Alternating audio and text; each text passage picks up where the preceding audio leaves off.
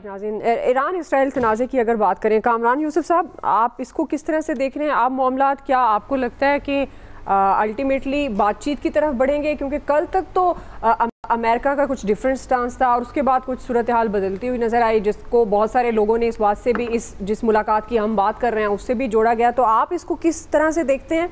पाकिस्तान की क्या पोजीशन है? क्योंकि टाइम कम है तो क्विकली इस पर कर दीजिएगा। ये जो नए ब्लॉक्स की भी बात हो रही है, तो क्या ये सब कड़ियाँ एक दूसरे से मिलती हुई नज़र आ रही हैं? कामरान यूसुफ साहब, देखें, सिचुएशन जो है ईरान इसराइल की अगर आप बात करें, बिल्कुल अनसर्टन है इस मौके के ऊपर, क्योंकि जो ईरान की तरफ से आज और गुज़श्ता रात इसराइल के ऊपर हमले किए गए थे, उसके जवाब में आज जो बयानात सामने आ रहे हैं, इवन इसराइल के प्राइम मिनिस्टर कह रहे हैं कि वो जो सुप्रीम लीडर हैं ईरान के, उनको भी निशाना बना सकते हैं। उनके वज़ीर दिफा ने कहा है कि it is one of their goals.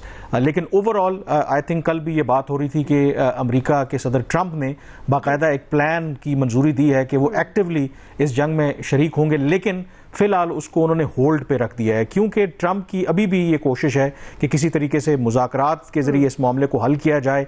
लेकिन जो सिचुएशन है मेरे ख्याल में बहुत अनसर्टन है और एनी मिस कैलकुलेशन जो है वो किसी बड़े डिजास्टर की तरफ जा सकती है। बट सिल्वर लाइनिंग अभी भी यही है कि शायद ट्रंप बावजूद रेटरिक के चाहते हैं कि सिफारतकारी के जरिए कोई इस मसले का हल निकल आए। सही है। आमिर साहब, एक तो आप कोई कमेंट करना चाह रहे थे, वो कर दीजिएगा, और क्विकली ये भी कमेंट कर दीजिएगा। पाकिस्तान अमेरिका अब वाकई जिस तरह कामरान साहब भी बात कर रहे हैं कि कल डायरेक्टली वो बात कर रहे थे कुछ तैयारियों की भी, तो अभी भी यही सूरत हाल हो सकती है या बातचीत?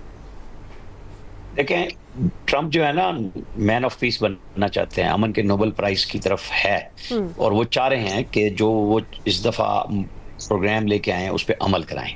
अच्छा, लेकिन उस मामले में वो ईरान को कोई रास्ता नहीं दे रहे। ईरान को वो इस तरह रखना चाहते हैं कि उनके पास एटमी प्रोग्राम बिल्कुल ना रहे, और उसके लिए एलिमिनेट भी किया गया लोगों को।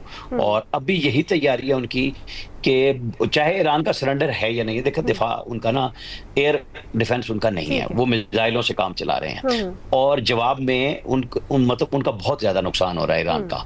अब पाकिस्तान भी ईरान के साथ खड़ा है, हमारे फील्ड मार्शल की मुलाकात हुई है, तो पाकिस्तान के मफादात की जो मैं बात कर रहा था वो ये है कि कोई टेंशन में न रहे, चीजें सामने भी आएंगी, और ईरान पे पाकिस्तान का कोई मौकफ नहीं बदलेगा, बल्कि इसराइल को ट्रंप बात करेंगे। लेकिन ये ना समझे कोई बात कि इस मुलाकात के नतीजे में जो उनका एटमी प्रोग्राम खत्म करना है वो हदफ खत्म हो जाएगा इसराइल का या अमेरिका का, वो जरूर रहे। ब्रिगेडियर साहब क्विकली कमेंट कर दीजिएगा, अब अमेरिका क्या करेगा? मतलब इस जंग का हिस्सा बनेगा या फिर मुज़ाकरात की तरफ लेकर जाएगा?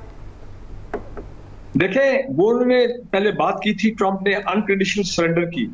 ईरानी लीडरशिप बड़ी बहादुर लीडरशिप है, वो तो उन्होंने साबित कर दिया। उन्होंने अनकंडीशनल सरेंडर को रिजेक्ट कर दिया और वो लड़ रहे हैं।